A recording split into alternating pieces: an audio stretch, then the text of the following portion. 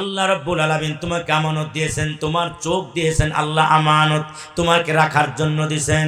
কান দিয়েছেন আমানত, সব কিছু দিয়েছেন। ব্রেন দিয়েছেন আমানত, হাত দিয়েছেন আমানত, পা দিয়েছেন আমানত। এগুলো সব আল্লাহর তো আমানত। আমানতের খেয়ানত করলে আল্লাহ রাব্বুল আলামিন কিয়ামতের দিন জিজ্ঞাসা করবেন, কুল্লু উলাইকা কানা আনহু মাসউলা। এই বান্দা, চোখ দিছিলাম, তোমার চোখ কই? কান দিছিলাম, তোমার কান কই? আরে কিডনি দিছিলাম, তোমার কিডনি কই? এ বান্দা, আমি তোমারে দাঁত দিছিলাম, তোমার দাঁত কই? হাত দিছিলাম, তোমার হাত কই? এগুলো সম্পর্কে আল্লাহ কিয়ামতের দিন জিজ্ঞাসা করবে। এগুলো হলো আমার আল্লাহর তো আমানত। আমি বানাই নাই, আমি সৃষ্টিকারী না, আমার এটা মালিক না, মালিক হলেন আল্লাহ। আমার যত অঙ্গ প্রত্যঙ্গ আল্লাহ দিছেন, এগুলো আল্লাহ মালিক, আমার কোনো মালিকানা নাই। যেহেতু আমি মালিক না, আমি খরচ করতে পারি না। জোরে কোন কথা ঠিক না বেঠি? এই জন্য আল্লাহ নবী, বিশ্ব নবী রহমাতুল লিল আলামিন বলেন যে কি, মান কাতালা নাফসাহু বিশাইইন উযিবা বিহি ইয়াউমাল কিয়ামাহ। আল্লাহ কোরআনে বলেন, ওয়ালা তুলকু বিআইদিকুম ইলা তাহলুকা। নিজেরা নিজেদেরকে ধ্বংসের মুখে ঠেলে দিও না, নিজের জানকে নিজে ধ্বংস করে দিও না। এটা তোমার আমি অনুমতি দেই নাই, কারণ জানটা তোমার না। চিৎকার দিয়া বলেন, জানটা কার? জান দেওয়ার মালিক পৃথিবীর কোনো মানুষের আছে? সারা পৃথিবী মিলে সৃষ্টি করলেও জান দিতে পারবে তো? পারবে? কিয়ামতের আগে কেউ পারবে না, জান দেওয়ার জন্য পারবে না। এটা একমাত্র আল্লাহ পাক মালিক জান দেওয়ার। জানটা কি? জান হলো একটা আল্লাহর হুকুম। যেরকম কথা ঠিক না বে ঠিক কন? পুরা দুনিয়ার মানুষ যদি আপনার ভালো তাজা মানুষ কাইটা ডাক্তাররা যদি তার ভিতরে রুহু খুঁজে, রুহু পাওয়া যায় বনি? পাইব? আজ পর্যন্ত পাইছে না? রুহু পাবে না। আল্লাহর নবীর কাছে জিজ্ঞাসা করে কাফের মুশরিকরা, ওয়ায়াস আলুনাকা আনির রূহ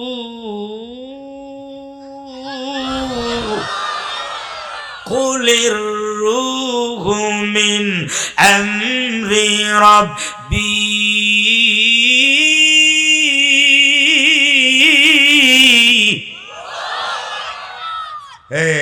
দোস্ত, আপনার কাছে কাফের মুশরিকরা জিজ্ঞাসা করে যে রুহু কি জিনিস? তারা তো রুহু খুঁজে পায় না। আপনি বলে দেন, রুহু হলো আল্লাহ পাকের একটা হুকুম। সুবহানাল্লাহ। আল্লাহর হুকুমে ঢুকে, আল্লাহর হুকুমে এটা বের হয়ে চলে যায়। এটা কোনো আকার আকৃতি নাই, লম্বা কাটো ধলা গোল লম্বা এগুলো নাই, ওটা কোনো হাত মুখ চোখ এগুলো নাই। ওটা স্রেফ আল্লাহর একটা হুকুম শুধুমাত্র, আর কিচ্ছু না। চিৎকার দিয়া কোন কথা ঠিক না বেঠিক কোন? এই জন্য জান, এটা এই যুবক একটু চিৎকার দিয়ে বলতে হবে, জানের মালিক কে? যেহেতু জানের মালিক যিনি মালিক তিনি খরচ করতে পারেন, যিনি মালিক না তিনি খরচ করতে পারে না। তার অধিকার নাই খরচ করার জন্য, হস্তক্ষেপ করার জন্য। এই জন্য আল্লাহর নবী বলেন তিরমিজি শরীফের হাদিসে, মান কাতালা নাফসাহু বিশাইইন উযিবা বিহি ইয়াউমাল কিয়ামাহ। যে যেভাবে নিজেকে আত্মহত্যা করবে, আল্লাহ রাব্বুল আলামিন জাহান্নামে যাওয়ার পরে আল্লাহ তাকে টক টাইম একটা শাস্তি দিবেন, আপনার অতিরিক্ত শাস্তি দিবেন, বোনাস শাস্তি দিবেন। হইল যে যেভাবে নিজের জান দিয়া আপনার কি করবে? আত্মহত্যা করবে। জাহান্নামে যাওয়ার পরে সেভাবেই আত্মহত্যা করবে। আলহামদুলিল্লাহি আলাইহিস জাতি আযীমিস সিফাতি সামিয়িস সিমাতি কবীরিস শান জলিলিল কদরি রফিইজ যিকরি মুতাইল আমরি জলিল বুরহান।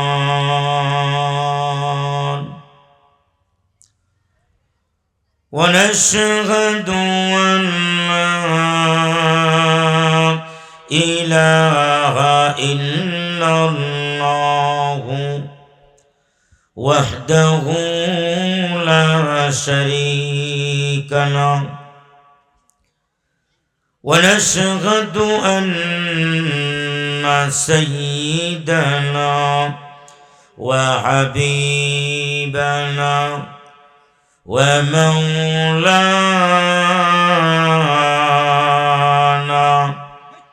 محمد মুহাম্মাদান আবদুহু ওয়া রাসূলুহু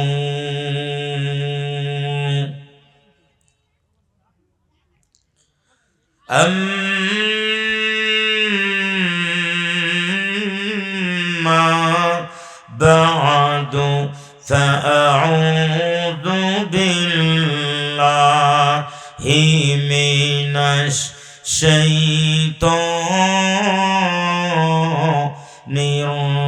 রাজীম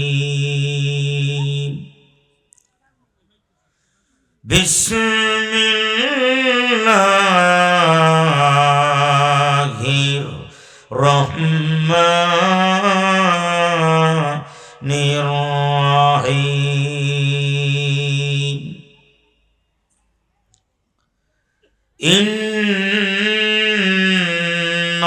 ইন্নাল্লাহা ইয়া'মুরুকুম আন তু'আদ্দুল আমানাতি ইলা আহলিহা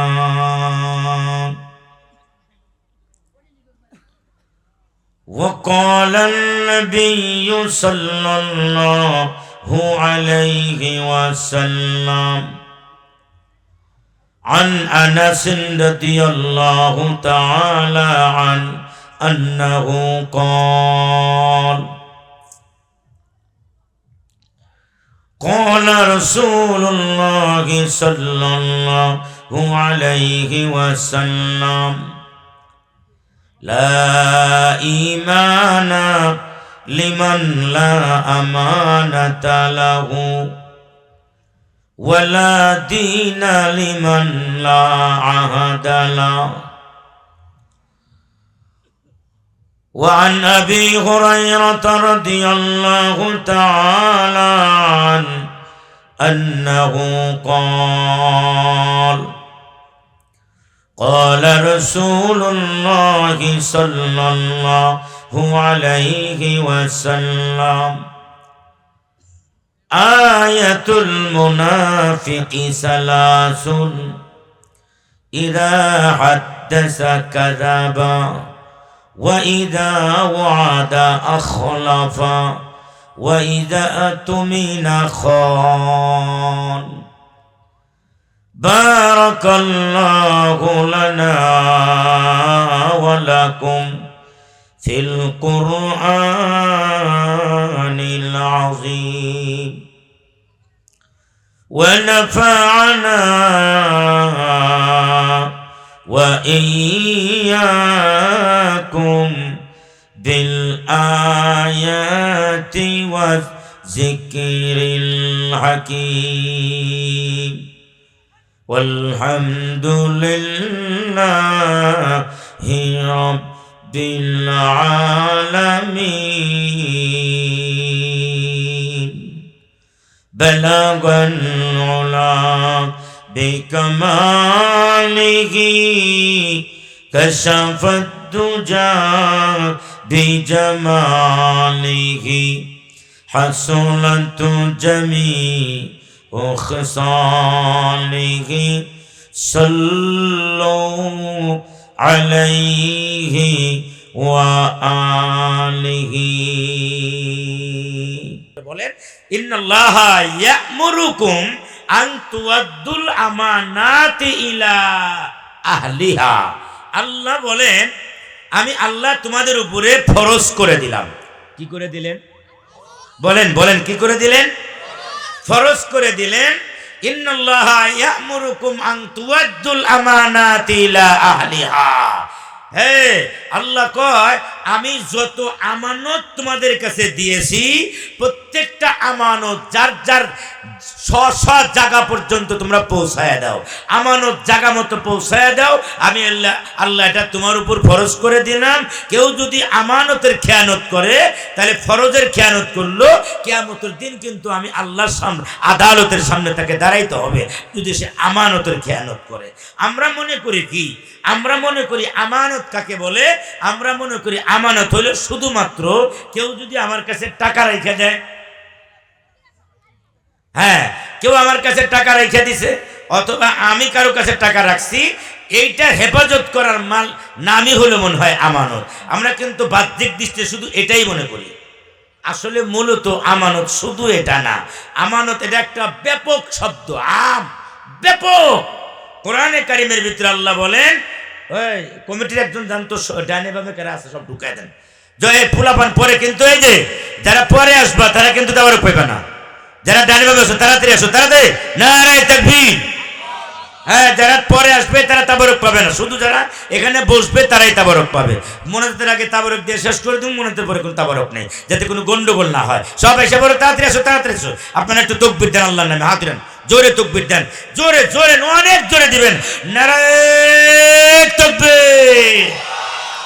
কোরআন সুন্নাহর আলো, কোরআন সুন্নাহর আলো, নারায়ে তাকবীর। মাশাআল্লাহ, আলহামদুলিল্লাহ, হাত নামান। আল্লাহ কয়, ইন্নাল্লাহা ইয়া'মুরুকুম আন তুআদ্দুল আমানাতি ইলা আহলিহা। যত আমানত আমি আল্লাহ তোমাদের কাছে দিলাম, একটা আমানতের কথা কয় নাই, আমানাত বহুবচন শব্দ কইছে। যত আমানত আমি তোমাদের কাছে দিলাম, সব আমানত তুমি যথাযথ জায়গায় আদায় করবা, তাহলে তুমি কিয়ামতের দিন আল্লাহর আদালতের সামনে, আল্লাহ কয় তুমি আমার আদালতের সামনে তুমি পার পাবা, নাহলে তুমি জালেম হয়ে যাবা আমানতের খেয়ানত যদি তুমি করো। আমানত কি দিয়েছেন আল্লাহ আমাদের কাছে? অনেক আমানত দিয়েছেন, তার মধ্যে একটা আমানতের নাম হইল আল্লাহ আমাদেরকে জানের আমানত দিয়েছেন। কিসের আমানত? জীবন দিয়েছেন আল্লাহ, জীবন। এই জীবনটা কার? বলেন না, বলেন না, কার কার কার কার জীবন? قل إن صلاتي ونسكي ومحياي ومماتي لله رب العالمين।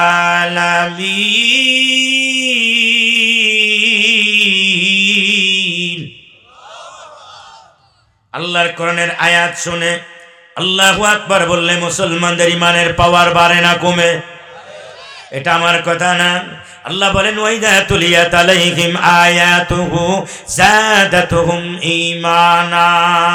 মুসলমানদের সামনে যখন কোরআনের তেলাওয়াত করা হয়, তারা ধৈর্য ধারণ করতে পারে না। কোরআনের আয়াত গিয়ে তার কলবের ভিতরে, কলিজার ভিতরে ধাক্কা লাগায়, দিলের ভিতরে আঘাত হানে। সমুদ্রের ভিতরে যেমন ঝড় উঠে গেলে সমুদ্র যেমন অগ্নিগর্ভ হয়ে যায়, উত্তাল পাত্তাল আরম্ভ হয়ে যায়, উত্তাল পাত্তাল তরঙ্গমালা শুরু হয়ে যায়, আপনার 5 হাত 10 হাত 20 হাত পর্যন্ত ঢেউ উপর দিক থেকে নিচের দিকে আশ্রে পড়ে। আল্লাহ রাব্বুল আলামিন বলেন, ও পূর্ব বাকুমের মুসলমানেরা, আমার কোরআনের এক একটা আয়াতের এমন পাওয়ার, এমন ক্ষমতা, এটা বুঝো আর না বুঝো আয়াতের অর্থ। আল্লাহর কোরআন তুমি শুনবা, আমার কোরআন তুমি শুনবা, আল্লাহু আকবার বলবা। আল্লাহ কয় আমার কথা না, ওয়াইদা তুলিয়াত আলাইহিম আয়াতুহু যাদাতুহুম ঈমানা। আমার কোরআন শুনবা, আল্লাহু আকবার বলবা, আয়াত বুঝো আর না বুঝো, আমি আল্লাহ তোমার ঈমানের পাওয়ার বাড়াইতে বাড়াইতে আমার আরশে আজিমের বাড়িতে তোমার ঈমানের বাড়ির জায়গা দিয়া দিব। এবার আমি আপনাদের সবার কাছে জিজ্ঞাসা করতে চাই, যুবকদেরকেও জিজ্ঞাসা করতে চাই, মুরব্বীদেরকেও জিজ্ঞাসা করতে চাই, তাড়াতাড়ি আসো, জলদি আসো, তাড়াতাড়ি এসে যাও, পরে আসলে কিন্তু তাবারক পাইবান। আমি আগেই বললাম, জলদি আসো। এই যে ওই যে জিন পাঠাবো কিন্তু, এই ছেলে, এই যে জিন পাঠা দেবো কিন্তু, জিন একেবারে ধরলে দেবো, জিন পাঠা দেবো কিন্তু, তাড়াতাড়ি আসো, ভিতরে আসো। বাইরে ঘোরাফেরা করলে জিন ছেড়ে দেবো, সূরায় জিন আছে কোরআনে, তাড়াতাড়ি জলদি আসো, ভিতরে আসো, আর নাহলে একবার বাড়িতে চলে যাবে, টানে আমি থাকতে পারবো না। মাহফিলের আশপাশে থাকলেই জিন পাঠাই দেবো একেবারে বাড়ি, আর নাহলে ভিতরে ভিতরে। হ্যাঁ, ভিতরে আসো, ভিতরে আসো। মাশাআল্লাহ, আমরা সবাই বলি আলহামদুলিল্লাহ, আরো জোরে বলি আলহামদুলিল্লাহ। ভিতরে আসো, জলদি ভিতরে আসো। এই কোরআনের আয়াত শুনে আল্লাহু আকবার বললে মুসলমানদের ইমানের পাওয়ার বাড়ে না কমে? এটা কি আমার কথা না, আল্লাহর কোরআনের কথা? আল্লাহর কোরআনের আয়াত শুনে আল্লাহু আকবার বললে মুসলমানদের ইমানের পাওয়ার বাড়ে না কমে? সবাই মিলে জবাব দিবেন, সবাই মিলে বলেন তো দেখি, আল্লাহর কোরআনের আয়াত শুনে আল্লাহু আকবার বললে মুসলমানদের ইমানের পাওয়ার বাড়ে না কমে? এই যে জবাব দিচ্ছেন 70%, 30% মানুষ বড় বড় চোখ করে চায় রয়েছে, তার মানে তারা কোরআন বিশ্বাস করে না। আল্লাহ, যারা কোরআন বিশ্বাস করে না পূর্ব ভাকুমের মুসলমানরা, এরা কি মুসলমান নাকি আমি জানি না, আল্লাহ তুমি একটু নজর দিয়ে তাকাও, আর একবার সুযোগ করে দেই, দেখি কারা কারা কোরআনের পক্ষে কথা বলে। কোরআনের আয়াত শুনে আল্লাহ আকবার বললে মুসলমানদের ইমানের পাওয়ার বাড়ে না কমে? এই জন্য যখনই কোরআনের আয়াত শুনবেন আল্লাহু আকবার বলে চিৎকার দিবেন। আমি এভাবে হাতটা কোরআন দিলে মনে করবেন হুজুরের শক্তি শেষ। প্রতিদিন 2 ঘন্টা 3 ঘন্টা বয়ান করে, এবার বাকুমের মুসলমানদের শক্তি শুরু, সিঙ্গারের মুসলমানদের শক্তি শুরু। আল্লাহু আকবার বলার সময় হয়েছে। কাকা মনে থাকবে ইনশাআল্লাহ? এই যুবকরা মনে থাকবে তো ইনশাআল্লাহ? হাতটা কোরআন দিলেই মনে করবে হুজুর শেষ। এখন তখন আপনারা বক্তা, আপনারা আল্লাহু আকবার বলে চিৎকার দিবেন। পারবেন না ইনশাআল্লাহ? পারবেন পারবেন পারবেন? হ্যাঁ, জীবনে তো কত গান টান গায়েন, একটু আল্লাহর নামের গান টান গান, আল্লাহু আকবার একটা চিৎকার দেন, নারায়ে তাকবীর। ওই যে বড় চুপ করে সারেছে, মুখ ফাঁক করে নাই, মুখ ফাঁক না করলে আল্লাহ হইব না, আব্বা হইব না, ফানি হইব না, একটা চা দে হবে না। দুনিয়ার কোনো কথাই মুখ বন্ধ করে বলা যায় না, সব কথা কইতে হলে মুখ ফাঁক করতে হয়, মুখ জবান খুলতে হয়, কথা ঠিক না? করে আল্লাহরে ডাক দেন, নারায়ে তাকবীর।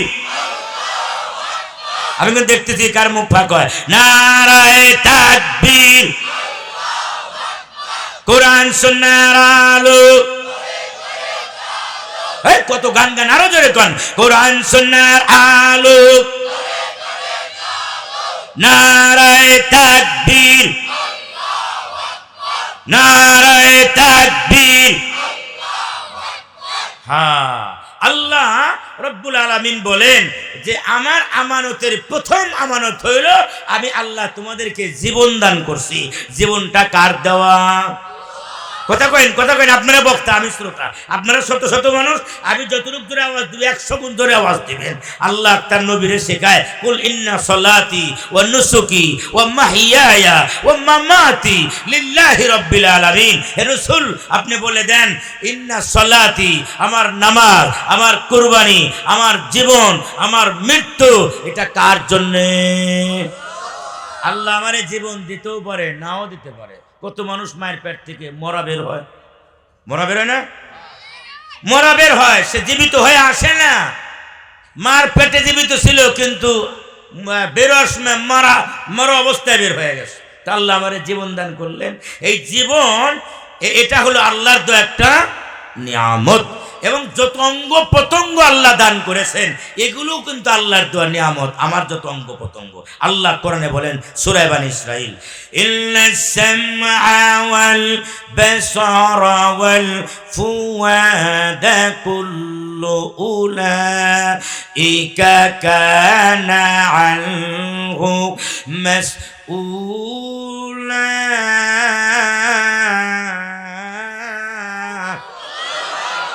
আল্লাহ রাব্বুল আলামিন ডাক দিয়া বলেন, ও পূর্ব বাকুমের মুসলমান, আমি আল্লাহ ইন্নাস সামআ, আমি আল্লাহ তোমারে কর্ণ শক্তি দান করলাম।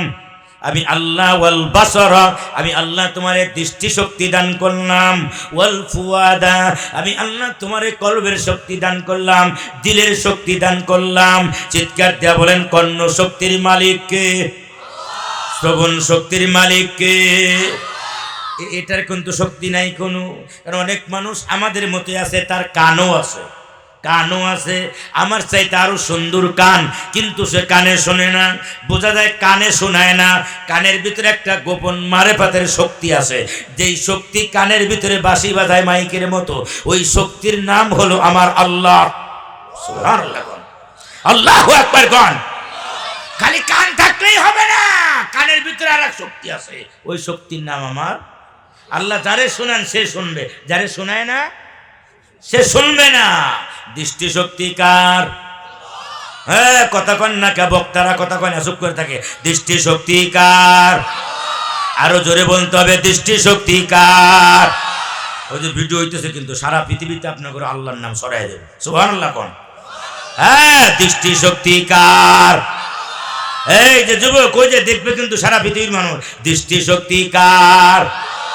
আল্লাহর। আল্লাহর হলো দৃষ্টি শক্তি। চোখ আমার মতো আর একজনের আছে, কিন্তু চোখ দিয়া দেখে না। আছেন এরকম মানুষ? চোখ আছে, সুন্দর চোখ, আমরা মনে করতেছি মানে সব কিছু দেখে, আসলে কিচ্ছু দেখে না। কথা ঠিক না? দৃষ্টি শক্তিও আল্লাহর, শ্রবণ শক্তিও আল্লাহর, আবার মেধা বানাই, মেধা দিছেন। কে দিয়েছে? আল্লাহ দিয়েছেন না? মেধা যদি না দিতেন হয়তো আমি এই রাস্তায় ঘুরতাম, এরপরে উলঙ্গ হয়েই ঘুরতাম, কিন্তু আমার যে পরনে কাপড় নাই তাও জানতাম না, কারণ আমার তো ব্রেন নাই। পাগল কথা ঠিক না? এগুলো সব আল্লাহর দোষ। আল্লাহর নবী, বিশ্ব নবী রহমাতুল লিল আলামিন বলেন, উম্মতেরা রে, আলা কুল্লুকুম রাইন ওয়া কুল্লুকুম মাসউলুন আন রাইয়াতিহি। আল্লাহ রাসূল কয় উজ্জিবা বিহি ইয়াউমাল কিয়ামা, যেভাবে করছে ওইভাবে হবে। কেউ যদি দুনিয়ার থেকে ঘাবড়ায়া যায়, ঘাবড়ায় গিয়া যদি বলে গাড়ির নিচে আমি ঝাঁপ দিয়া পড়ে মরে যাব, একটু ভালো করে শুনেন, আল্লাহ রাসূল কয় জাহান্নামে যাওয়ার পরে জাহান্নামের আগুনের গাড়ির নিচে জাহান্নামের আগুন তো থাকবেই, আবার আল্লাহ পাক জাহান্নামের আগুন দিয়া গাড়ি বানাবেন। জাহান্নামের আগুনের গাড়ির নিচে ওই যে দুনিয়ার ভিতরে যিনি বাসের নিচে ট্রেনের নিচে যিনি পইরা গিয়া মইরা গেছে, জান দিয়া দিছে, যা আত্মহত্যা করছে, আল্লাহ আগুনের তরি বাস আগুনের তরি ট্রেনের নিচে সে ঝাঁপ দিতে থাকবে। কিন্তু আল্লাহ রাব্বুল আলামিন ডাক দেয়া বলেন, পৃথিবীর মানুষেরা রে, দুনিয়ার বাস আর দুনিয়ার ট্রেনের মতো জাহান্নামের বাস আর ট্রেনটা হবে না। কিন্তু আরে দুনিয়ার আগুন আর জাহান্নামের আগুন এক না। দুনিয়ার আগুন লাইগা গেলে কারো বাড়িতে ঘরে যদি আগুন লাইগা যায়, সে যদি বের হতে না পারে তালা মারা, বের হতে যদি না পারে চতুর্দিকের ধোঁয়া আটকায়া দম বন্ধ হয়ে মারা যাবে, অথবা এক দুটো অঙ্গ প্রত্যঙ্গ পুইরা গেলেই সে দুনিয়ার থেকে মারা যাবে, পুরা বডি পুইরা গিয়া মারা যাবে এমনটা কিন্তু না, আগেই দুনিয়ার থেকে জানটা বের হয়ে যায়। আল্লাহ রাব্বুল আলামিন বলেন, ও মানিকগঞ্জের সিঙ্গারের পূর্ব বাগমপুরের মুসলমানেরা, দুনিয়ার আগুন আর জাহান্নামের আগুন কিন্তু এমন না। জাহান্নামের আগুনের ভিতরে বান্দা যখন জ্বলবে, পাও জ্বলে পড়ে কয়লা হয়ে যাবে, হাত কয়লা হয়ে যাবে, মাথা চোখ কান দাঁত সব কিছু পুরা বডি পুরে পুরে কয়লা হয়ে যাবে। আল্লাহ কয় হাত্তা তাতলিউ আলাল আফইদা, কলিজা পর্যন্ত আগুন গিয়ে যখন লাইগে যাবে, কলব পর্যন্ত কলিজা পর্যন্ত আমার আল্লাহ জিব্রাইলের দিকে ডাক দেয়া বলবেন, ও জিব্রাইল, কুল্লামা নাদিদাত জুলুদুহুম বাদদালনাহুম জুলুদান গায়রাহা লিয়াযুকুল আযাব। দুনিয়ার আগুনের মতো জাহান্নামের আগুন না। জাহান্নামের আগুনে যতই পূর্বে কিন্তু তার মরণ হবে না। কলিজা পর্যন্ত যখন আগুন লাইগা যাবে, আল্লাহ বলবেন, ও জিব্রাইল, তার হাত পা চোখ নাক আপনার পশম আবার দিয়ে দাও, কান নাক দাঁত সব আবার দিয়ে দাও, আবার নতুন করে বডি হবে, চামড়া হবে, পশম জ্বালায় যাবে, নতুন তৈরি হবে, আবারও কি জাহান্নামের আগুনের ট্রেনার বাসের নিচে আবার ঝাঁপ দিয়ে পড়ে যাবে, কিন্তু মরণ হবে না। আমাদের অবস্থা কি? একটু যুবকরা বলো, এটার সবচেয়ে বড় খারাপ হলো যুবকরা একটু দিক সেদিক হলে মনে করে আরে পরীক্ষা আমি ফেল করছি, না এই জীবন আমি আর রাখবো না। তোমার মতো পড়া কপাল, তোমার মতো খারাপ আর নির্বোধ আর গাদা দুনিয়ায় নাই। আমি একবার ফেল করছি, তাতে কি হয়েছে? 10 বার পরীক্ষা দেবো। আমি একবার প্রায় নেই 10 বার দেবো। জোরে কোন কথা ঠিক না বে ঠিক কন? আমি আমার জীবন দিতে পারি না। আবার কি করে মাঝে মাঝে দেখা যায়, আবার ওর সাথে রাত জেগে জেগে লেপের নিচে কথা কয়। আল্লাহ কয়, আত-তাইয়্যিবুনা লিত-তাইয়্যিবাতি ওয়াত-তাইয়্যিবুনা লিত-তাইয়্যিবাত ওয়াল খাবিসুনা লিল-খাবিসাতি ওয়াল খাবিসুনা লিল-খাবিসাত। এই যে দুনিয়া উল্টায় যাবে, আল্লাহর কথা উল্টাতে হবে না, এটা একটা সত্য। যে লেপের নিচে রাত জেগে গেছে এই যুবক কথা কয়, ওটা একটা খবিস, নাপাক, ও নাপাক। আল্লাহ কয়, তোরে তোর জন্য যে বউ আমি রাইখা দিছি, যার লগে কথা কস নাও হতে পারে, এক সুন্দর লগে কথা কবি কিন্তু বিয়ে হইব না। আর জীবনে যারা দেহস নেই কথা হয় নাই, তার লগে বিয়ে হয়ে যাব। কথা ঠিক না? وَخَلَقْنَاكُمْ أَزْوَاجًا। আল্লাহ কয়, আমি আল্লাহ জুরাই জুরাই বানাইছি। হ্যাঁ, মানুষ সৃষ্টির 50,000 বছর আগে আমার আর আপনার প্রধানমন্ত্রী বানাইছে। প্রধানমন্ত্রী বলছেন তো, মানে হোম মিনিস্টার আর কি, যাদের বাড়িতে আবার বউ আছে না, যে যত বড় দারোগাই আর যত প্রেসিডেন্ট হোক না কেন, যত হেঁটামলাই হোক, বাড়িতে গিয়ে কয় স্যার স্যার স্যার আপনাদের এখন ওটাই স্যার। কি বলেন, কথা ঠিক না ঠিক কন? বাড়িতে আবার আরেকজন প্রধানমন্ত্রী আছে প্রত্যেকের বাড়িতে, ওটা হলো বড় প্রধানমন্ত্রী। চিল্লা এখন আল্লাহ কয় তোমার প্রধানমন্ত্রী তোমার জন্মের 50,000 আজকে 50,000 বছর আগে বানাইছি, তোমার পিঠ দিয়া তোমার পাশের বাম পাশের হাড্ডি দিয়া তারে বানায় রাখছি 50,000 বছর আগে তোমার জন্মের। তো তুমি লেখেন নিচে কত কয়ে লাভটা কি? যার লাগে গো কাম হইব না। আর আমার আল্লাহর একটা নিয়ম আছে, খবিস রে খবিসা দেই, নাপাক রে নাপাক দেই, ভালো রে ভালো দেই। তুমি যেমন লেখেন নিচে কথা কও না, হ্যাঁ ঠিক তোমার ভাগ্য আবার তুমি আর এক মহিলা আবার আর এক সারা কথা কয়, ওইটার এনে তোমার লাগে তুমি। জোরে কন কথা ঠিক না বে ঠিক কন? আরো জোরে কন, চিল্লাইয়া কন। তুমি যেমন মারো পিরিত পিরিত করো, আর একজনকে নিয়ে তুমি পার্কে যাও আর অমুক জায়গায় যাও তমুক জায়গায় যাও, কিন্তু বিয়া হবে না। আল্লাহকে আমি আগেই লিখে রাখছি তোমার বউ কোন হইব। তুমি যেমন অন্য মেয়ের নিয়ে বাইরে যাও, কেউ দেখে না, দুনিয়ার কাউরে বুঝতে দাও না, আবার তোমার ভাগ্যে যেটা দিছি আর এক সারা তোমার বউরে নিয়ে ঘুরতেছে, ওইটাই না তোমার তোমার তোমার বউ তারাই তুমি উল্টা পাল্টা করবো। চিল্লা এখন কথা ঠিক না বে ঠিক কন? আরো জোরে কন।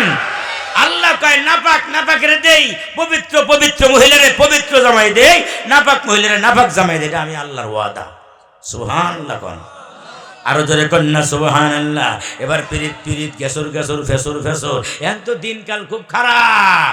আগে তো ছিল একরকম, আর এখন আগে তো এই আপনার ছেলেমেয়েরা বিয়ের কথাই কইতো না, বুড়ো হয়ে গেত, কিন্তু বাপ মা না কবন তো সরম পাইতো, বিয়ের কথা করে কইতো না। এখন তো উল্টো হয়ে গেছে গা, উল্টে এমন উল্টে যুগ এসে গেছে। আপনার বাড়িতে একজনটা দূরে নিয়েছে, হাত দূরে নিয়ে মায়ের কয় মা গো মা তোমার বৌমা নিয়েছে। নাউজুবিল্লাহ কোন দেহ তোমার আমার বয়ফ্রেন্ড আমার গার্লফ্রেন্ড। আর একজন কয় মায়ের জন্য এবার না বুঝে কয় আমার জিএফ। কি কয়? আর একজন কয় আমার ভিএফ। হ্যাঁ জিএফ আর ভিএফ, ওগুলো করলে আবার চিনে ফেলে জিএফ বিএফ কয়। কি রে জিএফ বিএফ এবার কি?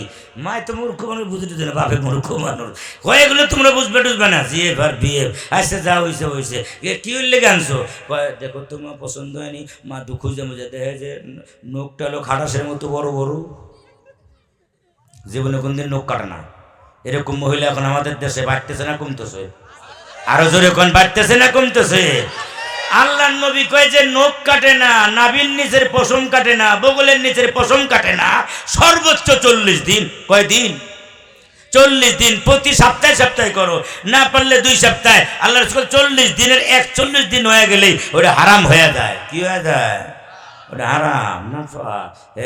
না খারাসের মতো নখ নিয়েছে, আর মাথার মধ্যে আলকাতরা মারছে, হ্যাঁ, আর নখের মধ্যে মারছে আলকাতরা। জীবনে কোন দিন এটার মধ্যে আর পানি পানি ঢুকবো ঢুকবো না, জীবনে অজু হবো না, গোসল হবো না। আস্তা শয়তান নি। কি নিয়েছে? শয়তান নি।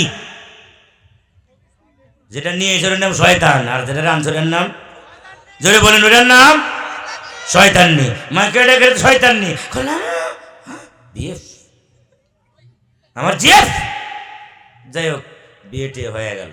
বিয়েটে হয়ে যাওয়ার পরে বিয়ে তো হয় না, অধিকাংশই হয় না। আবার 2-4টা বিয়ে যা হয়, দেখবেন যে 100 বিয়ার 99টায় প্রেমের বিয়া টিকে না। কি হয় না? ওই যে আগে খুব স্বপ্ন দেখেছে আমার খুব বাড়ি আছে, আমার বাপের 20 বিঘা জমি আছে, পরে বিয়ার পরে দেখেছে 20 টাকা নাই। জোরে কোন কথা ঠিক না বে ঠিক কন? একটা আকাশ সমান স্বপ্ন দেখাইছে, তারপরে সেদিন সব ফাঁকা, কিছু নাই। তখন একজন ওই দিক ঘুরে ঘুমায়, আর একজন ওই দিক ঘুরে ঘুমায়। কিও এতদিন এত ভালোবাসেন, ওই দিক ঘুরে ঘুমাও কে? না আর ভালো লাগে না। কদিন পরে ফুটুর ফুটুর ছেড়া যায় আর এক সেরি, সেরি যায় আর এক সেরা। বিয়া স্যার প্রেমের বিয়া ঠিক না। আমি এগুলো বলতেছি না, বললাম আর একটা ঘটনার কারণে। ঘটনাটা কি? ঘটনাটা হলো এই যে করে, আর যদি খালি বিয়ে যদি না হয়, বাপ মা যদি মাইনা না নেয়, হুট করে দিয়ে শয়তান আর শয়তাননি এক গাছের সাথে দুই শয়তাননি, শয়তানের শয়তাননি এক গাছের লোকে গলা ঝুলাইয়া একসাথে ধরে ধরে আপনার ফাঁসি লয়। এই শয়তাননি একসাথে ধরে ফাঁসি লইলি তা আল্লাহ তো জাহান্নামে যাওয়ার পরে সব মাসের সামনে আগুনের রসু দিয়া শয়তানের ন্যাংটা ন্যাংটি করে জাহান্নামের আগুন দিয়ে ফাঁসি দিল। জোরে কোন কথা ঠিক না বে ঠিক কোন? আল্লাহর নবী কয় উম্মতেরা রে, মনে আসেনি আপনাদের? মনে আসেনি? আল্লাহর নবী কয় যে যেভাবে আত্মহত্যা করবে জাহান্নামে যাওয়ার পরে তারে সেভাবেই আত্মহত্যা আপনার আত্মহত্যা করে তারে শাস্তি দেওয়া হবে। এই জন্য 1 নম্বর হইল জান হলো আল্লাহর দেওয়া আমানত। জানের ভিতরে কোনো কিছু করা আমার জন্য জায়েজ নাই। আমি তো মালিক না, আমি করবো কেন? যেরকম কথা ঠিক না বে ঠিক কোন? 2 নম্বর চোখ আল্লাহর দেওয়া আমানত, কান আল্লাহর দেওয়া আমানত, কিডনি আল্লাহর দেওয়া আমানত। এগুলোর ভিতরে হস্তক্ষেপ করা জায়েজ নাই। এই জন্য মৃত্যু ব্যক্তি যখন মারা যায় তারে আদর করে আস্তে আস্তে তারে গোসল দিতে হয় বড়ই পানি দিয়া, বেশি গরমও না বেশি ঠান্ডাও না, আমার বান্দারে নরম করে দইরো যাতে কোনো ব্যথা না পায়। মৃত্যু ব্যক্তির শরীরটা একবারে কেমন হয়ে যায়, সামান্য জোর করে ধরলেও সে মারা যায়। এই জন্য তারে জোরে ধরা নিষেধ। আরে জোরে জোরে হাঁটাও নিষেধ, আস্তে আস্তে গুরুস্থানের দিকে যাও। এমন সুন্দর করে তারে আল্লাহ পাক তারে আরামের সাথে মুসলমানরে কবরে দিতে চায়। কিন্তু এই মুসলমান যেটার মালিক না, মৃত্যুর আগে আবার ওসিয়াত করে যায়। আমি মারা গেলে বিশেষ করে নাস্তিকরা ওসিয়াত করে যায়, মুসলমান নামে নাস্তিকরা ওসিয়াত করে যায়, আমি মারা গেলে আমার কিডনিটা, আমার মরণোত্তর চক্ষুটা অমুক হাসপাতালে দিও। ওরে শয়তান আর শয়তাননি, শক্তি তোর বাবা। কিডনি কি তোর বাপের নাকি? তোর বাপে দিয়ে গেছিল মনে হয় কিডনিটা। কিডনি তো দেওয়া আল্লাহ, চোখ দেওয়া আল্লাহ। যেখানে গরম পানি দিয়ে গোসল দেওয়া যায় না, বেশি গরম দিলে ফুসকা ভরে যাবে। বেশি ঠান্ডা পানি দিও না, মুর্দার ব্যক্তির কষ্ট হয়ে যাবে। সেই ব্যক্তির আবার চোখ কেমনে কাটে, ওই ব্যক্তির আবার আপনার কিডনি কেমনে কাটে আলাদা করে আর একজনরে দান করে। আমি তো মালিকই না, আবার দান করব কেমনি? যেরকম কথা ঠিক না বেটি? মরণোত্তর ভাবে দেওয়া যায়, এটা জায়েজ নেই। মরণোত্তর কোনো অঙ্গ প্রত্যঙ্গ দেওয়া। 1 নম্বর হলো আমানতের সম্পর্কে আলোচনা চলতেছে আজকে। 1 নম্বর হলো জানের আলামত। জান আমরা আল্লাহর বেহক রাস্তায় খরচ করব না। অঙ্গ প্রত্যঙ্গ আল্লাহর দেওয়া আমানত, আমরা বেহক রাস্তায় খরচ করব না। 2 নম্বর হলো মাল, সম্পদ। এটা কার দেওয়া আমানত? না একটু জোরে করে বলতে হবে, সন্তানটা কার দেওয়া আমানত? সন্তান দেয় কে? ইয়াহাবু লিমান ইয়াশাউ ইনাসা।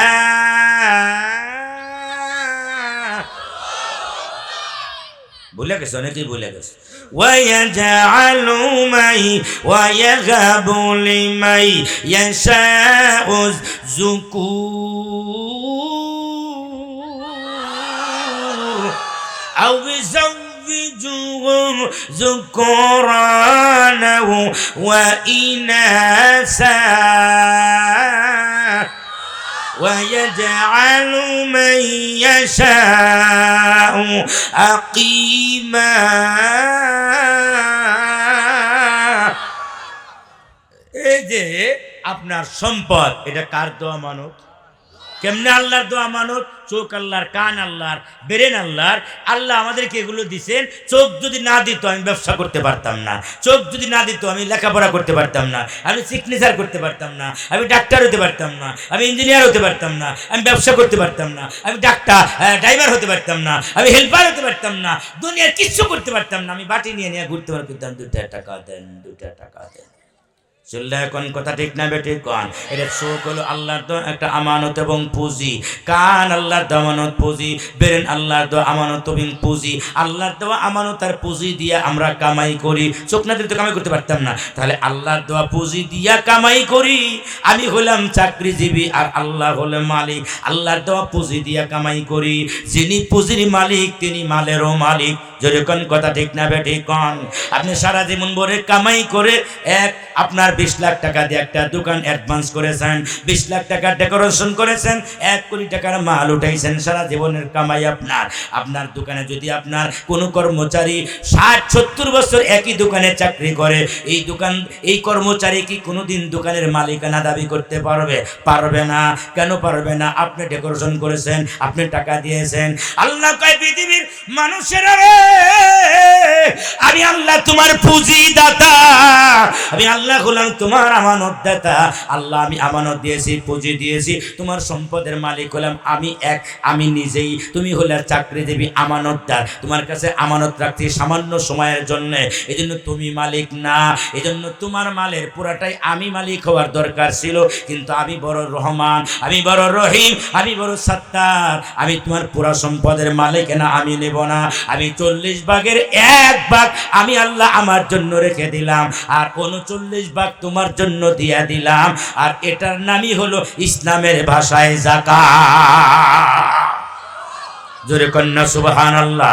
আপনি প্রতি মাসে 40,000 টাকা কামাই করেন, 1,000 টাকা আল্লাহ রাস্তায় দিয়ে দিবেন, 39,000 আপনার। 40 লক্ষ টাকা আছে, 1 লক্ষ দিয়ে দিবেন, 39 লাখ আপনার। 40 কোটি আছে, 1 কোটি দিবেন, 39 কোটি হলো আপনার। আল্লাহ কত দয়াবান। আল্লাহ মালিকানা দাবি করতে পারতেন পুরাটার, কিন্তু করেন নাই। 1 ভাগ আল্লাহ রেখে দিয়েছেন নিজের জন্য, 39 ভাগ হলো আমার আর আপনার। আল্লাহ রাসূল কয় ইদা যাহাবতা ইদা কযাইতা যাকাতাকা ফাকাদ যাহাবা আনকা শাররুকা। যখন তুমি এইভাবে যাকাতটা আদায় করে দিলা, মাল সম্পদের আপনার হিসাব আমানত যখন তুমি শেষ করে দিলা, সম্পদ তোমার কাছে একটা আমানত, যাকাত যখন তুমি বের করে দিলা, বাকি 39 ভাগ মালিক হেফাজত করার জন্য মহান আল্লাহ তোমার মালের জন্য সিকিউরিটি হইয়া যায়। আমরা টাকার সিকিউরিটির জন্য ব্যাংকে রাখি, টাকা যেন নষ্ট না হয়। আল্লাহর চাইতে বড় ব্যাংক আর কে হতে পারে? যদি কোন কথা ঠিক না ঠিক কোন। আল্লাহ কয় যাকাত যখন তুমি দিবা, 40 ভাগের 1 ভাগ যখন বের করে দিবা, বছরে একবার রমজানে গিয়ে হিসাব করবা, খাওয়া দাওয়া, অসুখ বিসুখ, বিয়ে শাদী সব কিছু করার পরে তুমি কত টাকার মালিক, ওদের 40 ভাগের 1 ভাগ আল্লাহরে দিয়ে দাও। একবার বছরে আল্লাহরে দিয়ে দাও। আল্লাহ কয় 39 ভাগ টাকা হেফাজত করার জন্য আমি আল্লাহ তোমার জিম্মাদার হইয়া যায়। আর যারা দেয় না, চালাক দেয় না, যাকাত দেয় না, না দিতে দিতে জমতেছে। হঠাৎ করে একদিন হাসপাতালে গিয়া একদিনে 5 লাখ নাই, কয় লাখ? ওই যে সারা জীবন যাকাত দেয় না, তো চালাক, খুব চালাক, যাকাত দেয় না, একদিনে 5 লাখ শেষ, হাসপাতালে গেছে। মানে থাকবেই না। আল্লাহ যে অংশটা আমার উপরে খরচ করেছেন আল্লাহ, ওটা থাকবে না, এটা ফুরার মতো। আকাশে যেমন ফতোয়ার কিতাবে লেখে, আমাদের শরীরে যেমন ফুরা হয়, পুরা শরীরের বদ্রক্ত জুইমা এক জায়গায় ওটা ফুরা হয়, ওটা কিন্তু খারাপ রক্ত। ওটা বাইর করে দিবেন, সারা শরীরের রক্তটা পিওর হয়ে যাবে, খারাপ রক্তটা বের হয়ে যাবে। বাইর করবে না, অটোমেটিক একা গইলা বের হয়ে যাবে। আল্লাহ কয় যাকাত হলো তোমার সারা সম্পদের ভিতরে খারাপ সম্পদ, এটা বাইর করে দিবা। বাকি 39 ভাগ তোমার পবিত্র হয়ে যায়। 1 ভাগ না পাক, ওটা বাইর করে দাও, আর 39 ভাগ পাক বানায় ফেলাও। আমি আল্লাহ তোমার 39 ভাগকে আমি পাক বানায় দিই। জোরে কন্যা সুবহানাল্লাহ। কার উপরে ফরজ? বর্তমানে যার কাছে মাত্র 80,000 টাকার মাল আছে, 80,000 টাকার মালিক যিনি, তার উপরে মহান আল্লাহ যাকাত ফরজ করে দিছে। সুবহানাল্লাহ। মাত্র কত? সারা বছর খাওয়া দাওয়া করার পরে সব কিছু মিটানোর পরে 80,000 টাকার যার কাছে আছে, কাছে টাকা ধরে না, মালিক হলি হইল, তার উপরে যাকাত ফরজ। সে যাকাত দিবে, যাকাত খাইতে পারবে না। আর 80,000 টাকার কমে যার কাছে আছে, সে ইসলামের ভাষায় গরিব, সে যাকাত খাবে। সুবহানাল্লাহ। 80,000 টাকা নাই, এই পূর্ব বাকুম গ্রামে একজন মানুষকে খুঁজে পাওয়া যাইব? মনে হয় না, একজনও নাই। রিক্সার লাখ লাখ টাকা ব্যাংকের ভিতরে। যেরকম কথা ঠিক না ঠিক কন। তার মানে হইল যাকাত কিন্তু আমরা আদায় করি না, নামাজ পড়ি কিন্তু যাকাত দেই না। যেরকম কথা ঠিক না ঠিক কন। তাহলে আমি কি করলাম? আমার সম্পদের আমানত আমি রক্ষা করলাম না, সম্পদের আমানত দিলাম না। সম্পদের আমানত হইল যাকাতটা বের করে দেওয়া। এই জন্য আল্লাহ রাব্বুল আলামিন হযরত আপনার মূসা আলাইহিস সালাতু ওয়াস সালামকে বললেন, ওগো মূসা, তুমি তোমার চাচাতো ভাই, মতান্তরে খালাতো ভাই, তোমার খালাতো ভাইয়ের কাছে আমি অনেক সম্পদ তারে দিছি। খালাতো ভাইয়ের নাম হইল, চাচাতো ভাইয়ের নাম হলো কারুন। নাম শুনছেন না? নাম শুনছেন? আপন খালাতো ভাই, কোনো কোনো তফসিল লেখে আপন চাচাতো ভাই। কারণের কাছে গিয়ে কয় ভাই যান জাকাত দিয়ে দেন, আল্লাহর হিস্সাটা বাইর করে দেন, আল্লাহর অংশটা আপনি বাইর করে দেন। তো কারণ কয় মনে করছিলাম হুজুর একদিন হাফ পাগল, এখন দিয়ে ফুল পাগল হয়েছে। আল্লাহর বড় অংশ কি? ইন্নামা উতিতুহু আলা ইলমিম মিন ইনদি।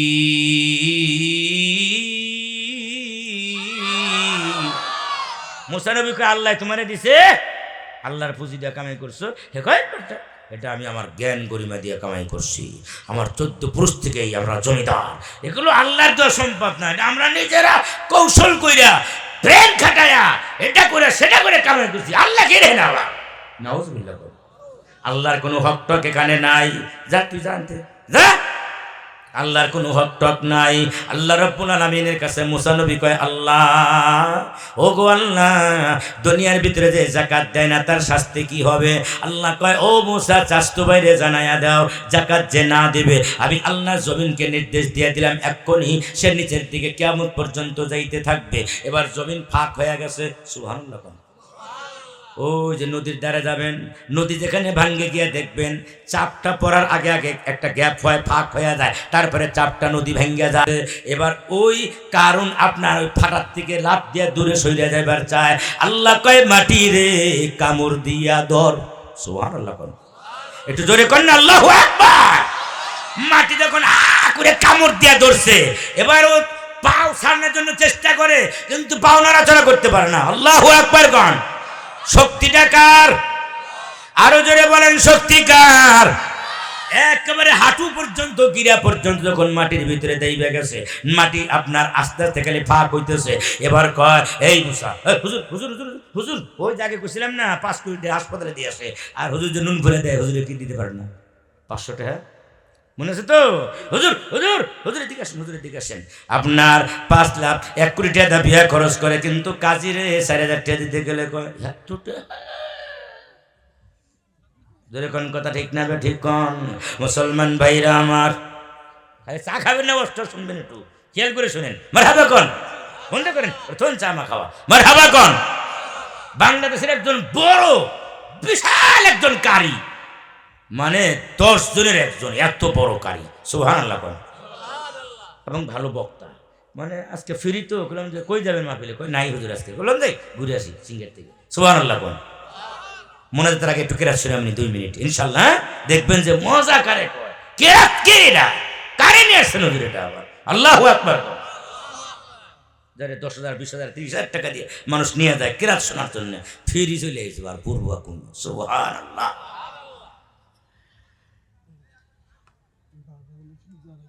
হ্যাঁ 12টা মিনিট দিমু ইনশাল্লাহ। মারহাবা কোন। 12টার আর 5 মিনিট আছে, মনোযোগ দিয়ে দিমু। মারহাবা কোন। তাহলে একটা কইলাম হইল কিসের আমানত? জানের আমানত। 2 নম্বর হইল সম্পদের আমানত। 3 নম্বর হইল ছেলে মেয়ে, এটা আমাদের কাছে একটা আমানত। সুবহানাল্লাহ কোন। ছেলে মেয়ে আমানত না? বাপ মা সন্তানের হক আদায় করবে, ছেলে মেয়ে না বাপ মার হক আদায় করবে। এটা ছেলে মেয়ে, এটা কার আমানত? জোরে বলেন কার আমানত? এটা আল্লাহর দেওয়া আমানত। এটা ধৈর্য ধারণ করতে হবে। যদি কেউ মারাও যায়, হাদিস শরীফ আছে নবীজির খাদেম আনাস রাদিয়াল্লাহু তাআলা আনহার মা নাম ছিল উম্মে সুলাইম রাদিয়াল্লাহু তাআলা আনহা।